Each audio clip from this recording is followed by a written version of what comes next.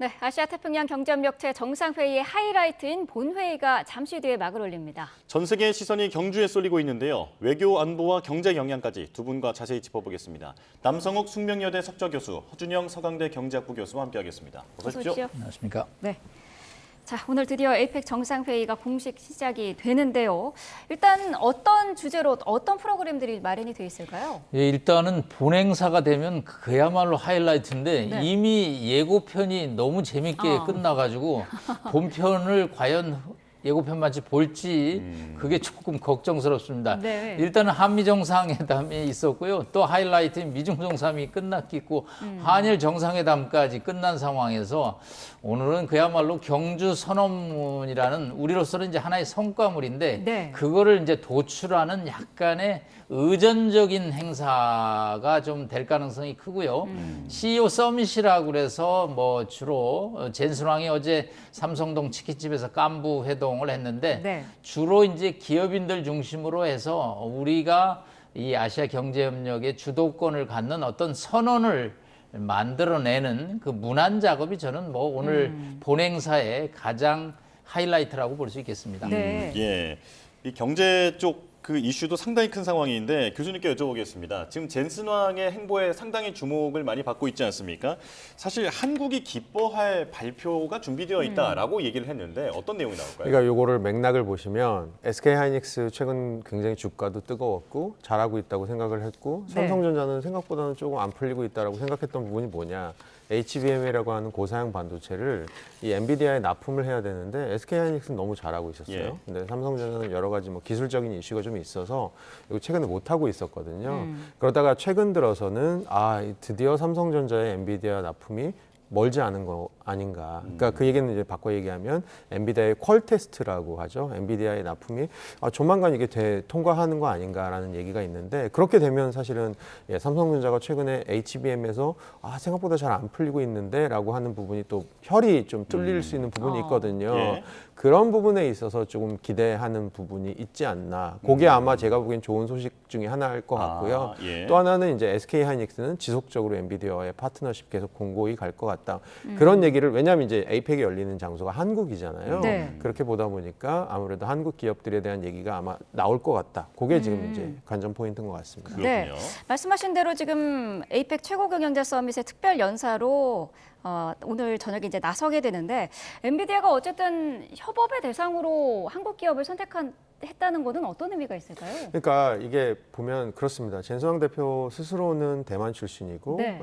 부모를 따라서 이제 초등학교 때 미국을 간 케이스지만 지금 이제 사실은 어떻게 보면 이 반도체 생태계에서 한국하고 대만이 굉장히 큰 플레이어들입니다.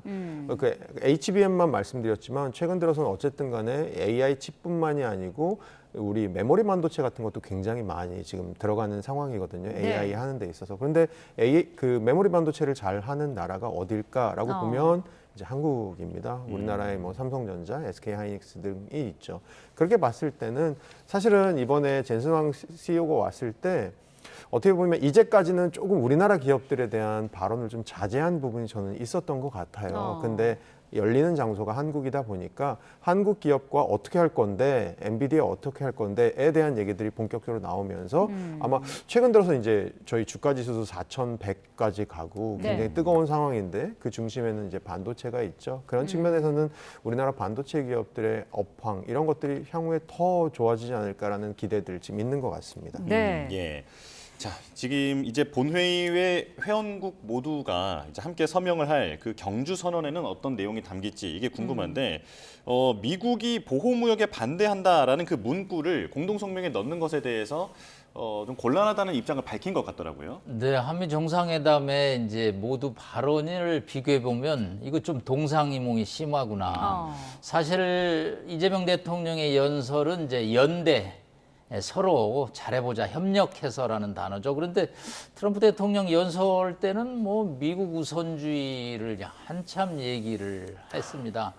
그러다 보니까 결국은 이 경주선언이라는 것은 다 서명을 해야 되는데 어느 국가가 반대하는 문장을 과연 넣을 수 있겠느냐. 즉 그렇기 때문에 우리로서는 뭔가 이게 성과물인데 AI 기술에 의해서 전 세계가 협력하면 모두가 윈윈한다라는 어저께 미중 정상회담에서 시 주석과 또 트럼프 대통령도 또 상반된 입장을 보였죠. 시 주석이 그랬습니다. 미중이 협력하면 밝은 미래를 같이 갈 수 있다고 그러는데 트럼프 대통령 그런 반응 전혀 보이지 않고 있거든요. 그래서 말씀하신 대로 경주 선언에도 이런 자유무역 정신을 담긴 공동선언문을 문장을 과연 어떻게 포함시킬 것인지 네. 귀추가 주목되는데 미국이 완강하게 부정적인 입장을 보인다면 표현은 연대 협력의 정신은 좀 약해질 수밖에 없냐는 우려가 좀 있습니다.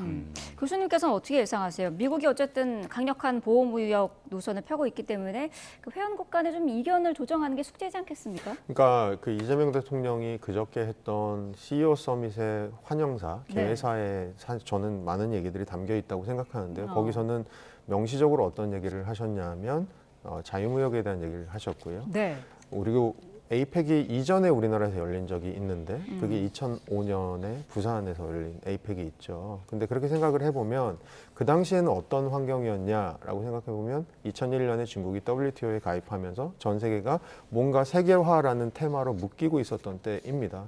근데 지금은 20년이 지난 후에 보니까 오히려 어떤 나라들, 특히 미국이라는 나라는 굉장한 보호무역주의, 관세 장벽 이런 것들을 하고 있는 상황이거든요. 네. 거기에 대해서 이제 자유무역에 대한 강한 의지를 표명하고 그것이 결국은 좋은 것이고 하는 얘기들을 아마 CEO 서밋 그 개회사에 담으셨던 걸로 기억하거든요. 네. 그런 측면에서는 사실은 저도 남 교수님 의견에 좀 동의하는 부분은 이게 모든 국가들이 다 오케이를 해야 되는 상황에서 네. 자유무역이라고 하는 것 그리고 보호무역, 관세 이런 것들에 대한 명시적인 반대를 표명하기에는 아마 눈치 보는 나라들도 저는 있을 것 같습니다. 그런 측면에서는 뭐 요 경주선언 안에 그것이 담길지는 모르겠으나 저는 오히려 이 경주선언에 담길 내용 중에 아마 핵심은 AI가 되지 않을까라고 생각을 합니다. 네. 지금 기본적으로 지금 정부에서 갖고 있는 생각이 우리나라가 갖고 있는 뭐 여러 가지 고령화라던가 이런 문제들을 AI를 통해서 또 해결할 수 있는 부분이 있다라는 얘기가 있거든요. 그리고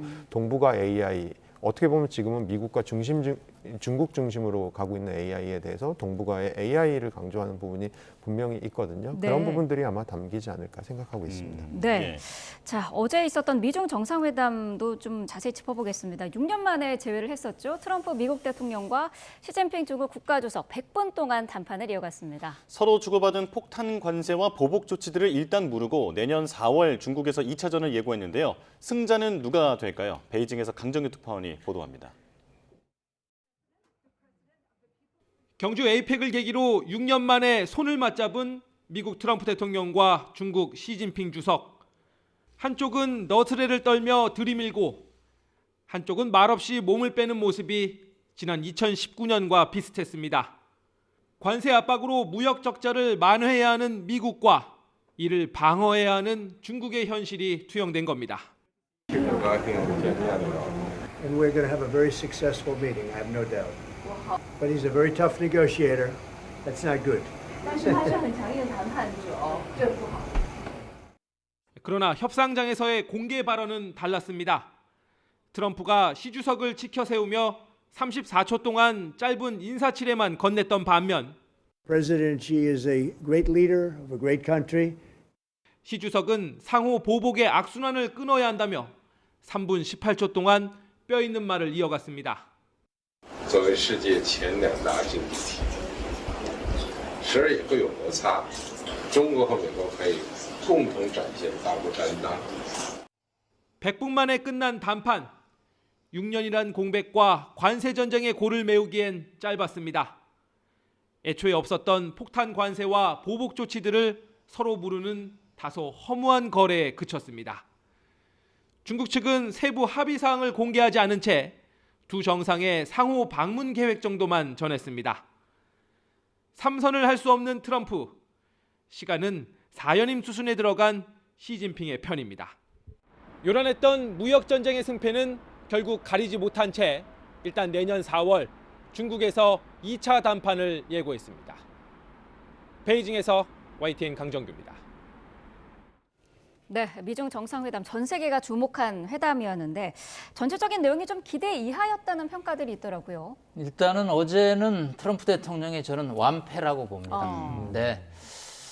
말을 많이 하죠. 뭔가 초조하고 얻어내려고 애를 쓰죠. 시주석은 뭔가 기분이 조금 언짢은 표정으로 자꾸 뒤로 빼죠. 이 얘기는 뭐냐면 3천억 달러라는 대중무역 적자 때문입니다. 트럼프 대통령은 이걸 줄여야 되고요. 시진핑은 막아야 되는 거죠. 네. 그래서 상당히 이 입장이 좀 달랐던 거죠. 복싱 경기로 따지면 시진핑 아웃복싱이죠. 자꾸 피해가면서 외곽을 도는 거고 트럼프는 어떻게든지 좀 맞춰보려고 그러죠. 자, 어제 물론 휴전을 선언했지만 양측이 얻어낸 거를 따져보면 결국은 시 주석이 한 80, 미국이 한 20%, 미국이 얻어낸 거는 뭐 펜타닐 예. 관세를 20%에서 10%로 낮추는 이제 중국이 얻어낸 거죠. 그런데 대두 사줬죠. 이 벤센트 재무부 장관이 협상에 허리평과 협상을 하는데 이 사람 땅이 어디 많냐면요. 중부의 네브라스카, 인디애나 이쪽에 땅을 갖고 있습니다.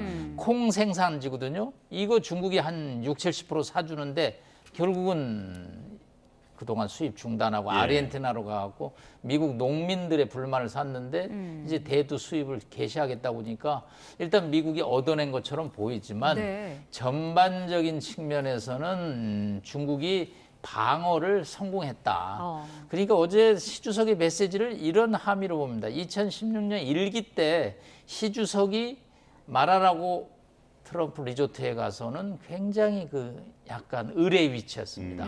그리고 뭔가 보복하지 말라 관세로. 그런데 어제 위창에서는 지금 중국은 2016년의 중국하고 다른 나라야. 착각하면 안 돼. 특히 히토류라는 거 알지? 이 17개의 이 광물 자원은 지금 첨단 산업의 거의 소금입니다. 이게 안 들어가면 지금 제품 제조가 안 돼요. 이 스마트폰서부터 항공기, AI 모든 됩니다. 그런데 이번에 이제 카드가 아주 저교했죠.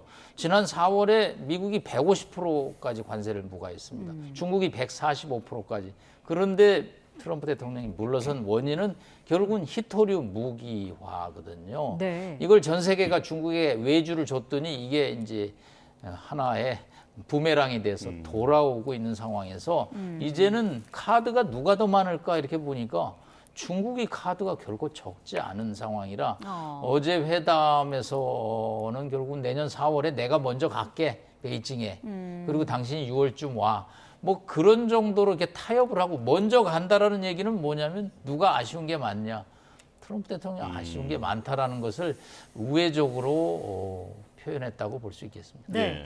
중국이 80%를 얻어냈고 미국이 20% 트럼프의 완패다라고 이제 평가를 하셨는데 교수님은 어떻게 보세요? 예, 저도 남 교수님 말씀에 동의하고요. 사실 어제 더 다급해 보이는 사람 트럼프더라고요. 그러니까 네. 어떤 분은 이걸 뭐라고 설명을 하시냐면 어공과 늘공의 대결이다. 그러니까 트럼프는 어쩌다가 대통령이 된 사람이고 그리고 시진핑 주석 같은 경우는 지금 4연임 체제. 어떻게 보면 지금 시진핑 주석이 약간 뭐 건강 이슈가 있는 것 같은데 그것만 잘 해결되면 어떻게 보면 4연임 들어갈 수 있는 중국 내 분위기인 것 같거든요. 네. 이렇게 봤을 때는 그 히토리오 말씀 주셨지만 저는 사실 중국이 미국을 대적하는 법을 이제는 조금 터득한 게 아닌가라고 생각을 하고요.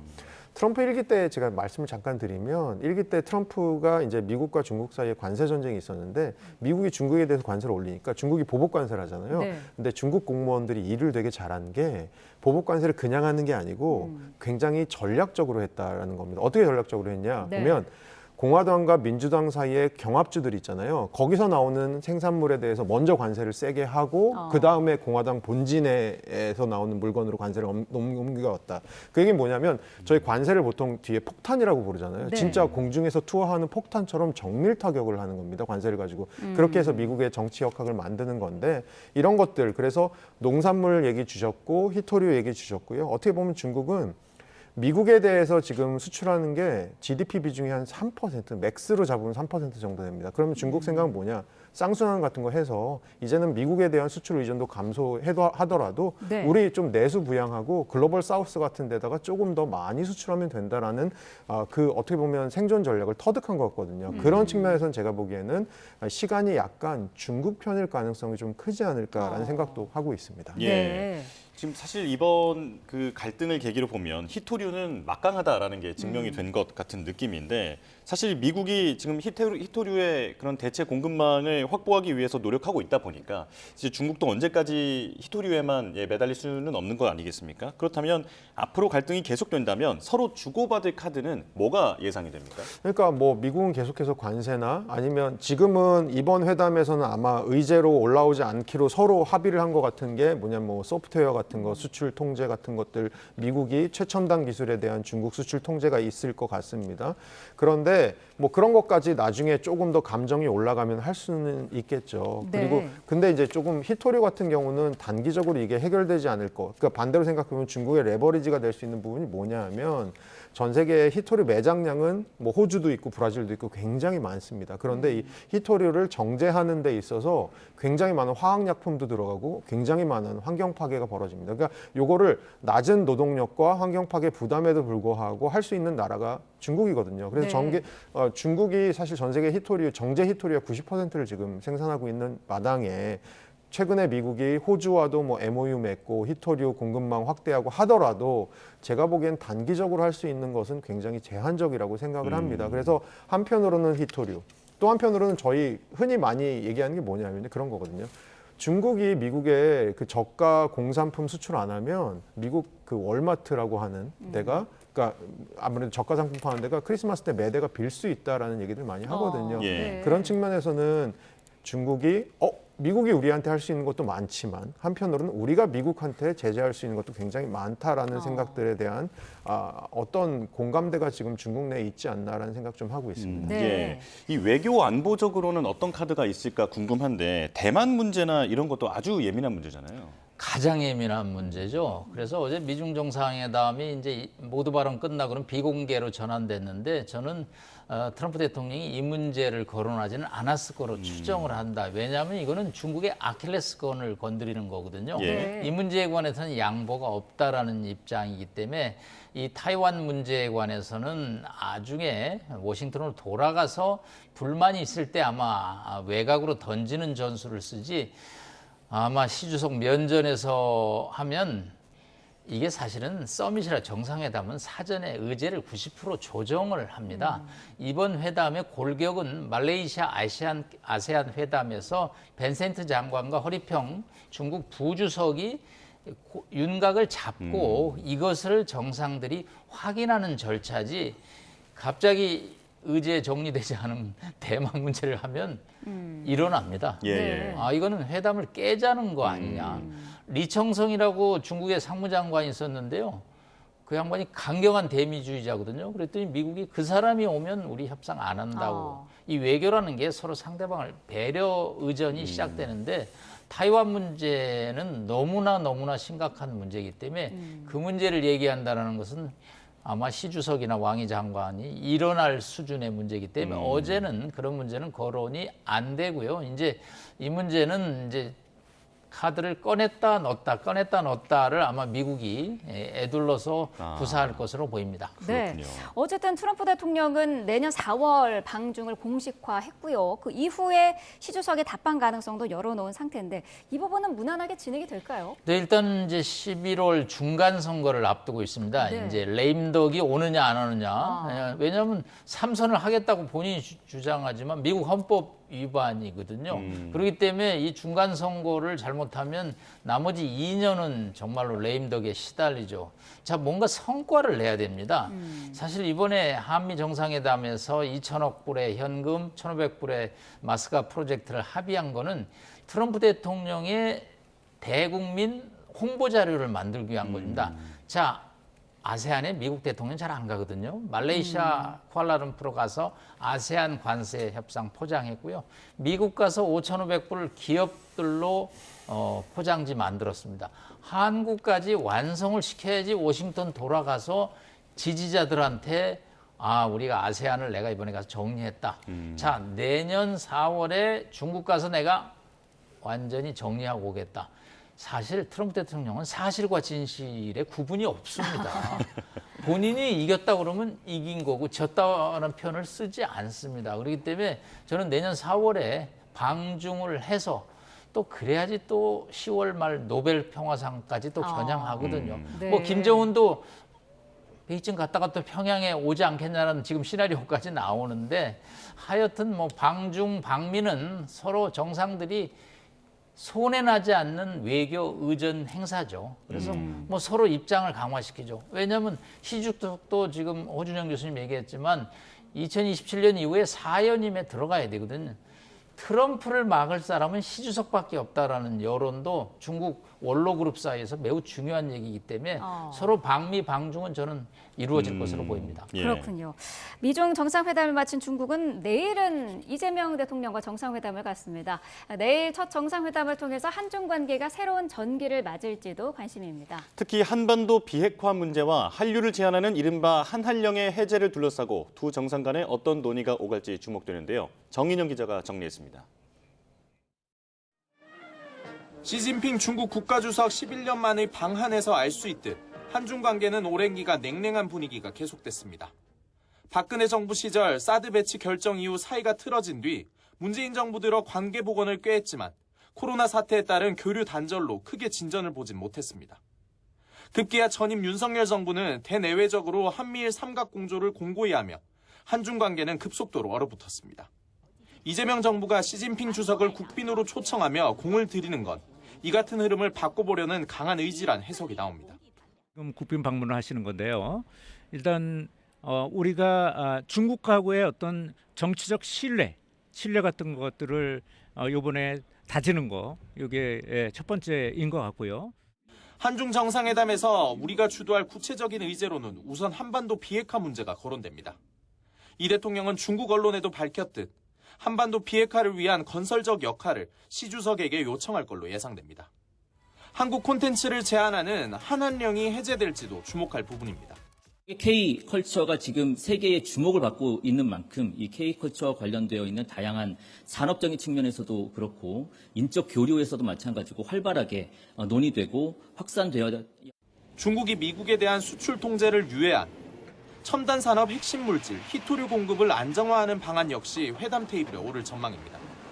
다만 이 대통령이 한미 정상회담에서 언급해 미국의 승인을 받은 핵 추진 잠수함 도입 문제가 변수로 작용할 거란 관측도 나옵니다. 실제 중국에서는 회담 하루 만에 한미가 핵 비확산 의무를 이행해야 한다는 반발이 터져나오기도 했습니다. 미국과 정상회담 성과를 내려고 하자 곧바로 중국과는 갈등을 빚을 소지가 생긴 건데 미중 사이에서 이 대통령의 국익 중심 실용 외교가 또 한 번 시험대에 올랐다는 평가가 나옵니다. YTN 정인용입니다. 네. 자, 내일 이제 한중 정상회담이 열리는데 사실 지난 10여 년 동안 한중 관계가 좀 냉랭한 분위기가 계속되지 않았습니까? 내일 어떨까요? 네, 사드 사태 이후에 방한이 이루어져야 되는데 우리 네. 시 주석이 안 오셨습니다. 그런데 이제 11년 만에 방한이기 때문에 저희로서는 이제 해결 과제가 많습니다. 중국은 사회주의 국가이기 때문에 탑다운이라 주석이 지시하지 않으면 문제 해결이 안 되죠. 네. 자, 그런데 이번 에이펙 행사 중에 조금 놀란 이야기가 하나 있는데 네. 우리 이재명 대통령이 협상을 잘하셨는데 그 핵 추진 잠수함 연료 문제에 관해서는 저는 비공개로 갔어야 되지 않나. 왜냐하면 외교에서 주의할 점은 뭐냐면요. 상대에게 어떤 문제를 요청하면서 제3국을 끌어들이면 이거 외교 마찰로 이어지는데 중국 잠수함을 탐지하고 막아내기 위해서 핵 추진 잠수함을 필요로 한다라는 표현을 썼습니다. 네. 북한만 얘기를 했으면 좋았을 텐데 중국을 얘기함으로써 이제 엔티 차이나 미국 정책을 유도하려고 하는 건데 이게 이제 중국의 불편한 심기를 갖고 왔죠. 상당히 뭐 완곡한 애둘러 표현이지만 정상회담을 앞두고 저런 표현은 굉장히 좀 무거운 표현이라고 볼 수 있고요. 또 이 문제가 저희 한중 간에 지금 쟁점이 돼서는 안 됩니다. 지금 나온 대로 한류 해제해야 되고요. 서해 불법 구조물도 문제 해결해야 되고요. 또 비핵화 문제도 해결해야 되는데 비핵화 요구하면서 한국은 핵 추진 잠수함 만들어?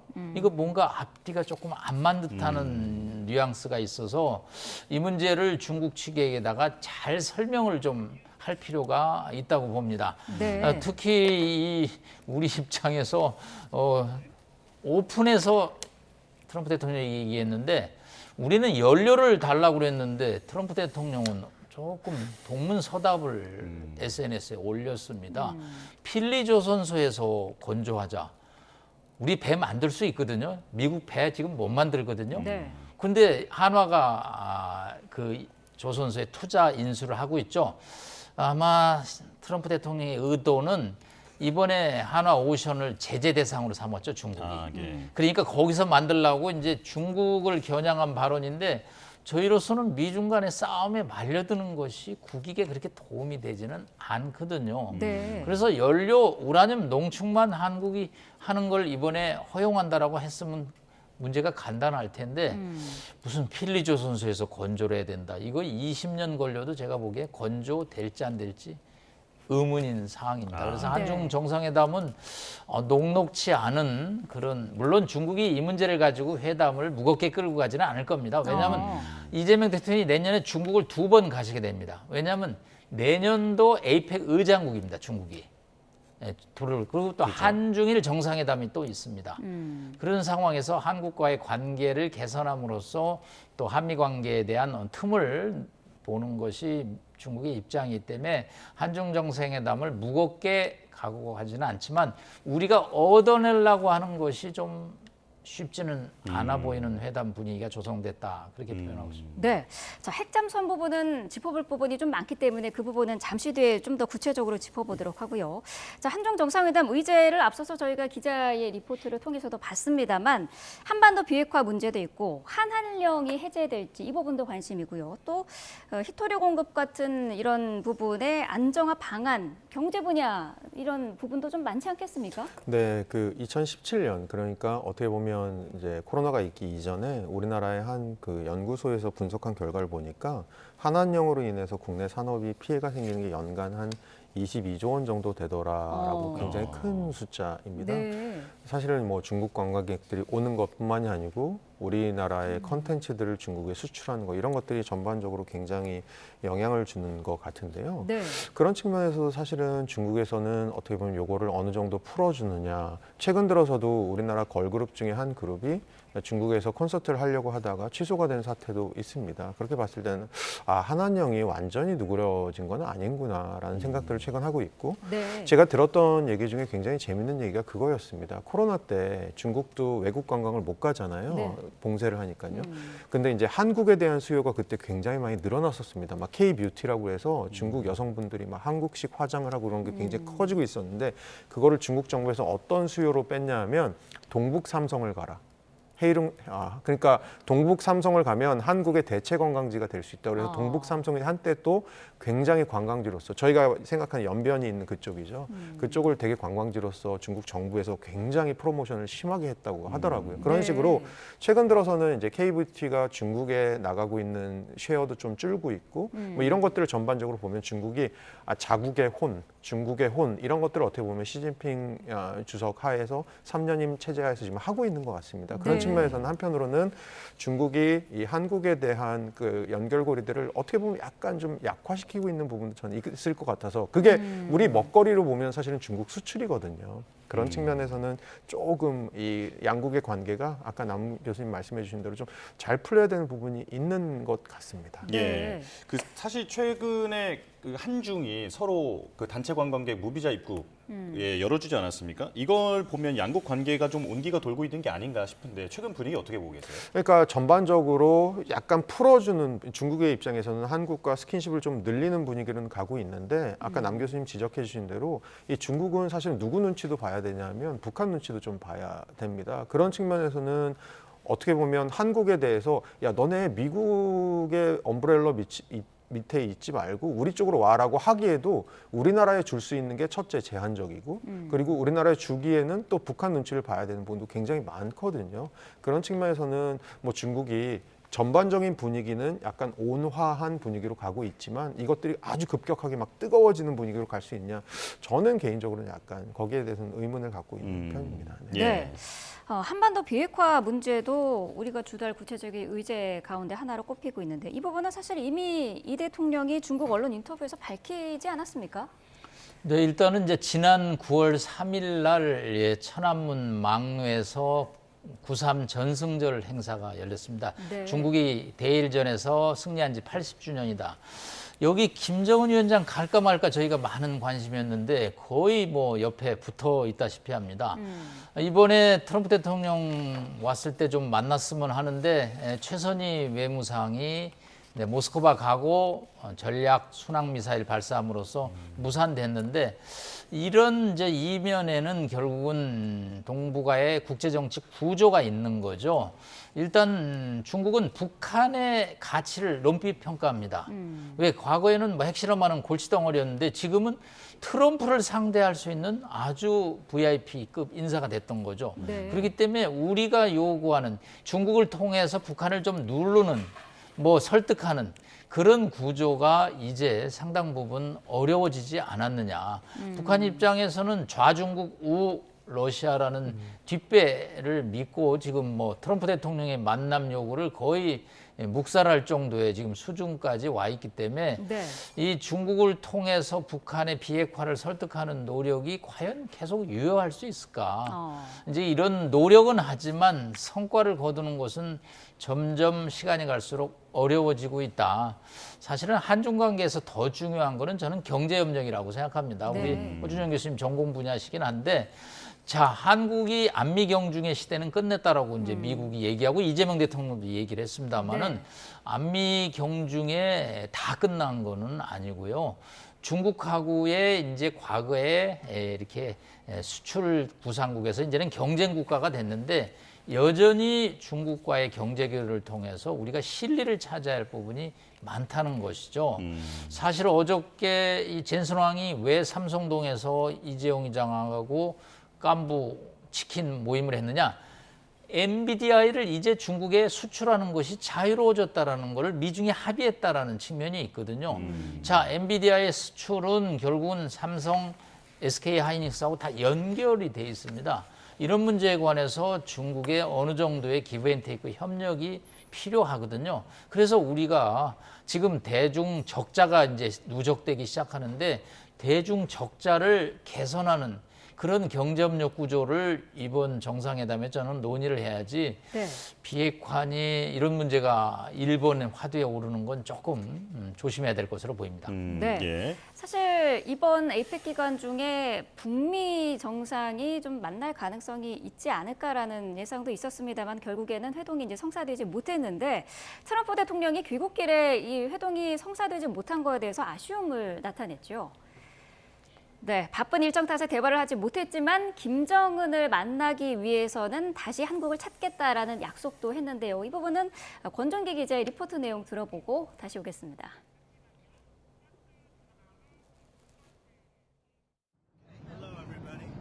워싱턴으로 돌아가는 전용기 안에서 트럼프 대통령은 김정은 북한 국무위원장과 만나지 못한 건 바쁜 일정 때문이었다고 설명했습니다. We never were able to talk because I was so busy. And really, this is why we came. I think it would have been maybe disrespectful to the importance of this meeting if we did that. 김정은과 관계는 매우 좋다며 그를 만나기 위해 다시 돌아올 거라고 거듭 강조했습니다. So I'd come back with respect to Kim Jong-un. I'd come back. 트럼프 대통령은 엿새 일정의 아시아 순방 기간 내내 김정은과 만남을 희망한다고 밝혔습니다. 핵 보유국 인정을 대화 전제 조건으로 내세우는 북한의 유인책을 잇따라 던지며 김 위원장을 판문점으로 불러내려 한 겁니다. Well, I think they are sort of a nuclear power. When you say they have to be recognized as a nuclear power, well, they got a lot of nuclear weapons, I'll say that. Well, we have sanctions. Well, that's pretty big to start off with. I would say that's about as big as you get. 하지만 북한은 대미 대화 창구인 최선희 외무상을 러시아에 보내는 동시에 미사일 시험 발사를 이어가며 트럼프 대화 제의에 대한 답을 대신했습니다. 정동영 통일부 장관은 트럼프와 김정은의 만남은 시기의 문제일 뿐이라며 한반도 기회의 창은 여전히 열려 있다고 강조했습니다. YTN 권준기입니다.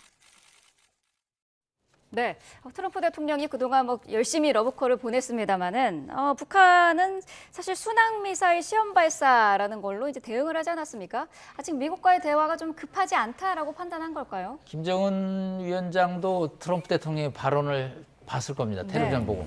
그러면서 하는 말이 이랬을 겁니다. 나 안 바쁜데. 나 안 바쁜데. 예. 무슨 얘기냐면 김정은은 이런 발언을 생각했을 겁니다.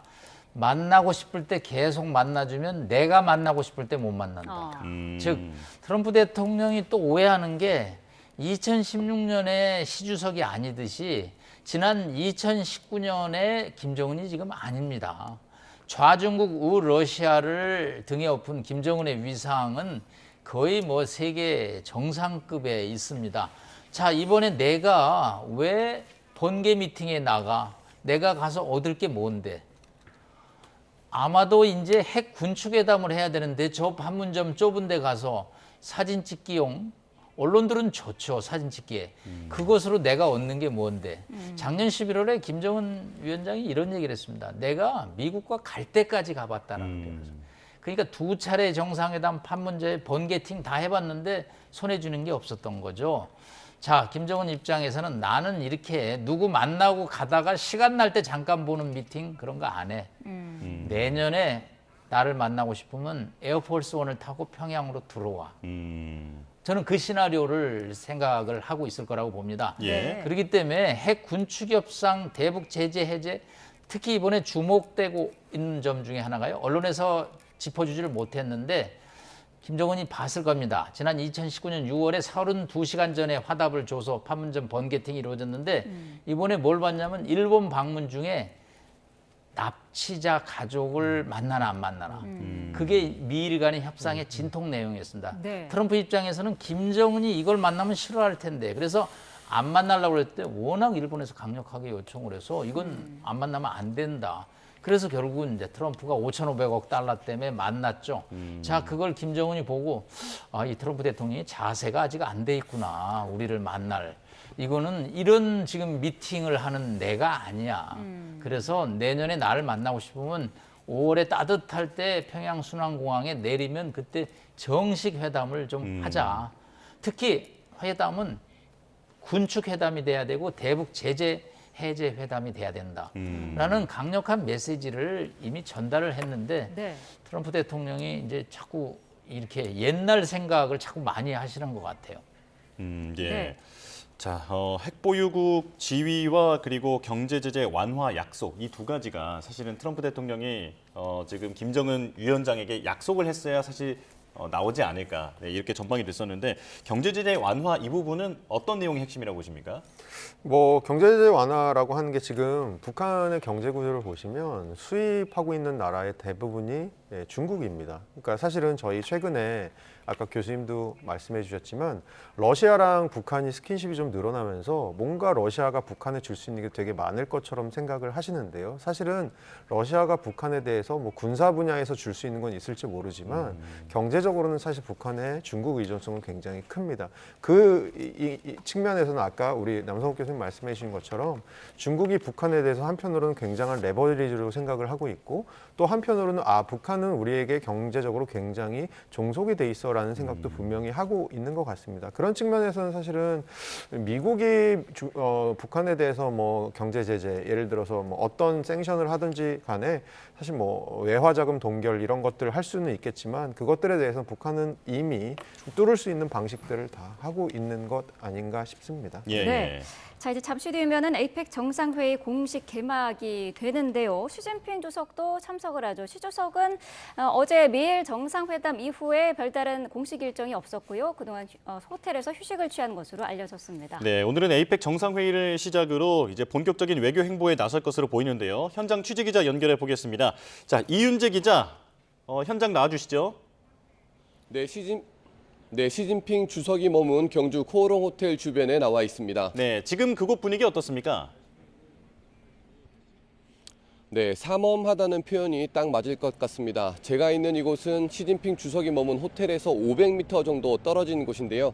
1시간 전까지만 해도 통제구역이 호텔에서 200-300m 바깥쪽이었는데 조금 전부터 통제구역이 조금 더 확대된 상황입니다. 시 주석은 국빈으로 2박 3일 동안 우리나라를 방문했습니다. 그 격에 맞게 밤사이 2중 3중의 경비와 경계가 이어졌습니다.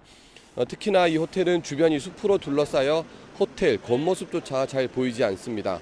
경찰도 빈틈없는 경비를 이어가고 있는데요. 경주 지역의 특정 국가를 상대로 한 집회 신고는 없지만 혹시 모를 반중 시위 등에 대비해 경비를 강화하고 있습니다. 네, 시 주석 오늘부터는 본격적인 외교 활동에 나서게 되죠. 그렇습니다. 조금 뒤에 시작되는 에이펙 정상회의에 참여해 본격적인 외교 활동에 들어갑니다. 잠시 뒤면 제가 서 있는 이곳을 통과해서 정상회의가 열리는 화백 컨벤션 센터로 이동할 예정인데요. 어제는 트럼프 대통령과 정상회담 이후에 오후 2시가 좀 넘은 시각에 이곳 호텔에 도착했습니다. 특별한 외부 일정 없이 휴식을 취한 거로 알려졌습니다. 트럼프 대통령과의 회담 결과에 대한 분석과 향후 대응 방안을 고심한 것으로 알려졌습니다. 트럼프 대통령과 회담 결과를 반영해 오늘부터 이어지는 다자회담, 또 개별 국가와 양자회담에서 어떤 전략으로 접근할지 미세 조정하는 시간을 가졌다는 겁니다. 이를 토대로 내일까지 이어지는 에이펙 정상회담에서 주도적인 역할을 할 거로 전해졌습니다. 중국은 내년도 에이펙 의장국인데요. 특히 트럼프 대통령이 이미 떠난 상황에 다자주의를 수호하고 자유무역을 옹호하는 주장을 적극적으로 펼칠 예정인 거로 관측됩니다. 오늘은 또 일본 다카이치 총리와 양자회담도 추진하는 거로 전해졌습니다. 이재명 대통령과의 만남, 한중 정상회담은 내일, 그러니까 다음 달 1일로 예정돼 있습니다. 지금까지 시진핑 주석의 숙소가 있는 경주 코오롱 호텔 주변에서 YTN 이윤재입니다. 네, 에이펙 정상회의 회의 분위기가 조금씩 무르익고 있는데요. 잠시 뒤 10시에 열리는데 그때까지 저희가 생중계로 계속 보여드리겠습니다. 자, 북한 관련한 이야기 좀 더 이어가 보겠습니다. 조금 전에 교수님께서는 김정은 위원장 입장에서는 핵 군축, 그 주제로 대화를 해야만 나올 것이다 말씀하셨는데 그 말은 핵 보유국의 지위를 인정하고 비핵화라는 개념 자체는 이제 맞지 않다라고 주장하는 게 지금 북한의 입장이라는 거잖아요. 네, 군축회담 얘기 전에 조금 다른 중국 얘기 조금만 더 하고 들어가겠습니다. 지금 시 주석이 이제 오늘 본행사를 하는데 2007년에 시 주석이 이제 그 성장 부주석 시절에 경주를 방문했습니다. 그 당시에 백상승 경주시장이 약간 추운 날인데 불국사 이런 데를 다 안내를 했기 때문에 아마 시 주석은 감회가 새로웠을 겁니다. 어제 도착하면서 내가 이제 주석이 돼서 여기를 방문했고 이 또 여기서 새로운 또 역사를 만드는구나 해서 감개가 이제 무량할 거라는 그런 느낌이 들었고요.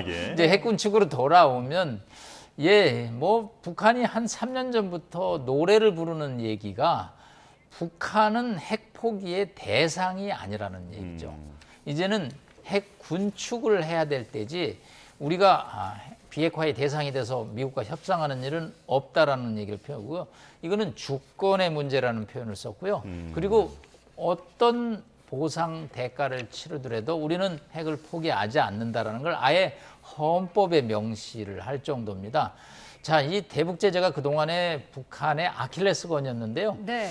그 아킬레스건이 요즘 좀 약해지고 있습니다. 왜냐하면 이번에 9.3 전승절 북경 가서 김정은의 발언 중에 하나가 이제 유엔 다자 외교 교수님 잠시만요. 네. 지금 저희가 화면으로 보여드리고 있는데요. 시진핑 주석이 지금 호텔에서 나오고 있는 모습입니다. 오전 10시에 이제 정상회의가 예정이 돼 있는데 지금 벌써 출발을 한 그런 모습입니다. 네. 경주 에이펙 국제 미디어 센터에서 오늘 회의가 열리는데요. 네. 삼엄한 경비 속에서 지금 시진핑 중국 국가주석이 회의 참석을 위해서 지금 공개 행사 참석을 위해서 이동하고 있는 중입니다. 네, 자 계속해서 말씀해 주시죠, 교수님. 네, 그렇기 때문에 이제 대북 제재가 좀 약해졌다라는 말씀을 드렸는데 네. 유엔 다자 외교 플랫폼을 통해서 대북 제재를 해제를 논의하자는 이런 표현을 썼습니다.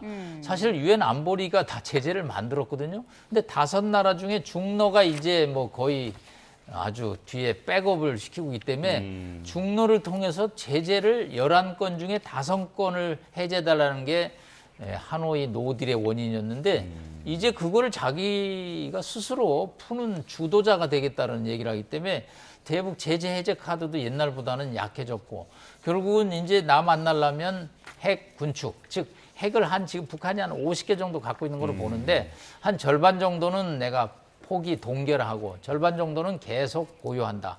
이런 회담을 한다면 내가 만나지만 그렇지 않는다면 내가 트럼프 대통령을 만날 이유가 없다. 그런 지금 입장을 강하게 표시하고 있습니다. 네. 자, 저희가 지금 시진핑 주석의 경주 숙소 앞의 모습을 보여드리고 있습니다. 오늘 에이펙 정상회의 공식 개막이 시작이 되는데요. 잠시 뒤면은 이재명 대통령이 오늘 에이펙 의장 자격으로 개막식장에서 경주를 방문한 각국 정상들을 영접을 하게 됩니다. 시진핑 주석은 지금 막 출발을 한 그런 모습을 보여드리고 있고요. 오전 10시부터 정상회의 제1세션이 시작이 되고요. 1세션의 주제는 더욱 연결되고 복원력 있는 세계를 향하여라는 주제로 시작이 됩니다.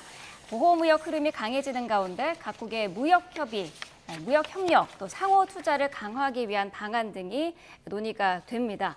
자, 교수님, 내일까지 이어지지 않습니까? 내일까지 좀 어떤 부분을 주의 깊게 봐야 될까요? 네, 그러니까 지금 트럼프 대통령은 어제 가버리셨어요. 네, 이제 보호무역주의를 주장하던 분이 없기 때문에 이제는 자유무역주의를 찬성하는 분들만 지금 남아 계신 거죠. 21개 회원국인데. 그렇기 때문에 뭐 경주선언이나 저희가 앞서 우려를 했지만 뭐 시진핑 주석이나 우리 한국이나 다 여러 가지 자유무역을 강조하는 그런 화두가 아마 집중적으로 논의될 것 같고요. 네. 특히 이제 이 관세 문제에 관해서도 애둘러서 아마 표현을 그게 결국은 자유무역주의의 확산이거든요.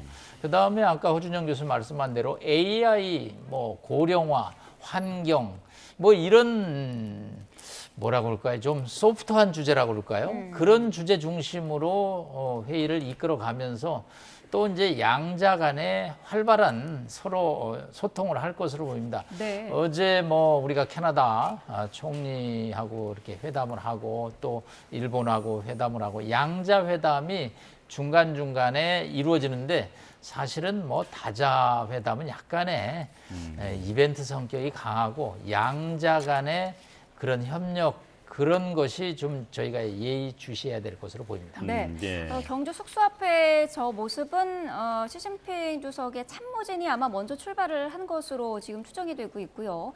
아직까지 시진핑 주석이 출발을 했는지는 정확하게는 확인이 되지 않고 있습니다만 오전 10시부터 이제 회의가 개막을 하고요. 그 전에 이재명 대통령의 영접 행사가 있기 때문에 지금 현장에서는 분주한 모습이 이어지고 있습니다.